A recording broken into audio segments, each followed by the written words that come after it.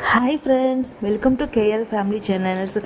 உங்கள் குழந்தைங்க ஸ்கூல் விட்டு வராங்களா? அப்போ ஈவினிங் ஸ்நாக்ஸ் செய்யணுமா? என்ன செய்கிறதுன்னு தெரியலையா? அப்போ இதை செய்யுங்க. இதை கொஞ்சம் ட்ரை பண்ணி பாருங்கள். உங்கள் வீட்டில் வெங்காயம், பச்சை மிளகாய் இருக்கா? பொடி பொடியாக நறுக்கிக்கங்க. கருவேப்பிலை, கொத்தமல்லி தழை எல்லாமே பொடி பொடியாக நறுக்கிக்கங்க. முட்டையும் ப்ரெட்டு இருந்தாவே போதுங்க. இந்த மாதிரி ஈவினிங் ஸ்நாக்ஸ் நம்ம செஞ்சு கொடுக்கலாம். இது குழந்தைங்களுக்கு நல்லதும் கூட. ஈஸியாக சிம்பிளாக செஞ்சிடலாம்.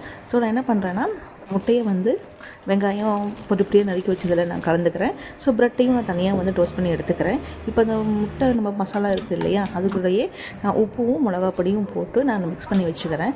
இப்போ நம்ம டோஸ்ட் பண்ணி வச்ச ப்ரெட்டு நம்ம சின்ன சின்ன ஸ்லைஸ்லாம் நம்ம எடுத்துக்கலாம். அதுக்கப்புறம் ஒரு கடாய் வச்சு எண்ணெய் விட்டு கடுகு போட்டு முட்டை பொடி மாஸ் மாதிரி பண்ணிடலாம். ஓகேங்களா? ரொம்பவும் கெட்டியாக வேணாம், ரொம்பவும் கம்மியாக இல்லாமல் மீடியமாக இருக்கட்டும். கூடவே அந்த சூட்டோடு இருக்கிறீங்க நம்ம ஸ்லைஸ் பண்ண ப்ரெட்டையும் உள்ளே போட்டு நல்லா மிக்ஸ் பண்ணிடுங்க. ஸோ மேலே கொத்தமல்லியும் தூவிடுங்க. இது நீங்கள் தக்காளி போடுறனாலும் போடலாம், ஒரு ஆப்ஷன் தான். ஸோ உங்கள் இஷ்டம்தான். ஸோ நம்ம சூடாக இருக்கும்போது இதை சர்வ் பண்ணுங்கள். ஸோ குழந்தைகளுக்கு ரொம்ப ரொம்ப பிடிக்கும். ரொம்ப ரொம்ப ஈஸியாகவும் செய்யலாம். ஸோ பிடிச்சிருந்தால் லைக் பண்ணுங்கள், ஷேர் பண்ணுங்கள்.